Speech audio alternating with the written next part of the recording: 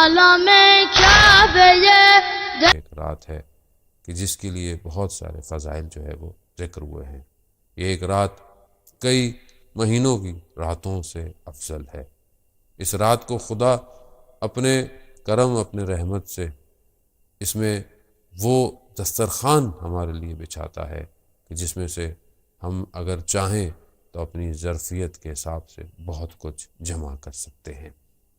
ایک عالم بزرگوار فرماتے ہیں کہ ہم بعض اوقات شب قدر کے اندر جو دعائیں مانگتے ہیں کہ خدا ہمیں یہ عطا کر دے، آنے والے سال میں ہمیں یہ دے دے، رزق میں اضافہ کر دے، اولاد دے دے، گھر دے دے، جو ہماری ضروریات ہیں جب ہم ان کی دعائیں کرتے ہیں، یا حتیٰ یہ بھی دعا کرتے ہیں کہ پروردگار ہمیں تو بہشت میں جگہ دے، ہمیں جنت فردوس عطا کر. وہ فرماتے ہیں کہ یہ جتنی بھی ہم دعائیں مانگتے ہیں یہ ساری دعائیں اس دسترخوان پر کہ جو ہمارے لیے بچھایا جاتا ہے، اس میں یہ وہ چھوٹے چھوٹے ٹکڑے ہوتے ہیں کہ جو بعض اوقات کھانا کھانے کے بعد دسترخوان پر جمع ہوتے ہیں، جنہیں انسان بعد میں سمیٹ رہا ہوتا ہے. کہا یہ تو وہ چھوٹے چھوٹے سے ٹکڑے ہیں. اگر انسان آج کی رات کو کچھ مانگنا چاہتا ہے تو کم از کم اتنا مانگے کہ پروردگار اسے یہ توفیق دے کہ روز قیامت میں وہ 100 لوگوں کی شفاعت کرے گا.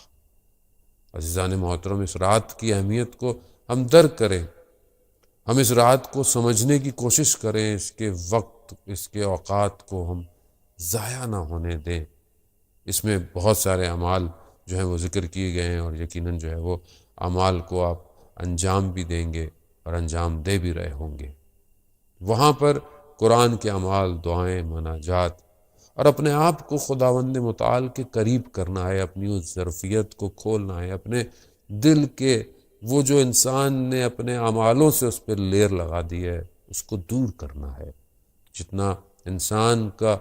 قلب جو ہے وہ منور ہو جائے گا، نورانی ہو جائے گا، اتنا انسان زیادہ جو ہے وہ اس رات کو حاصل کر سکتا ہے. سورہ حجرات میں جہاں پر رسول خدا صلی اللہ علیہ وآلہ وسلم کے بارے میں بیان ہوا، مفسرین قرآن بیان کرتے ہیں کہ حجرے سے مراد وہ کمرہ ہے. حجرہ جیسے کمرے کو بھی کہتے ہیں،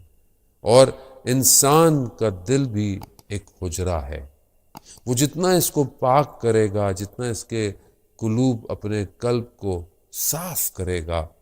اتنا اس کا جو قلب ہے وہ منور ہو جائے گا، اور جتنا یہ منور ہوگا اتنا یہ رسول خدا صلی اللہ علیہ وآلہ وسلم کے نزدیک ہوگا، اور جتنا نزدیک ہوگا اتنا وہاں سے عطا ہوگا.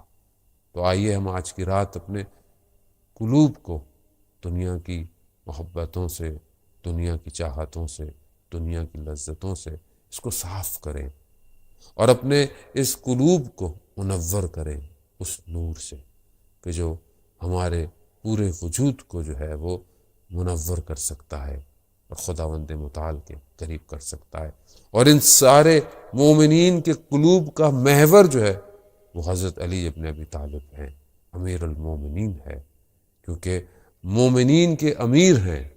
اور ظاہر ہے اگر ہم اپنے آپ کو تھوڑا بہتر کرتے ہیں تو سب سے زیادہ قریب رسول خدا کے حضرت علی ابن ابی طالب علیہ السلام کی ذات ہے.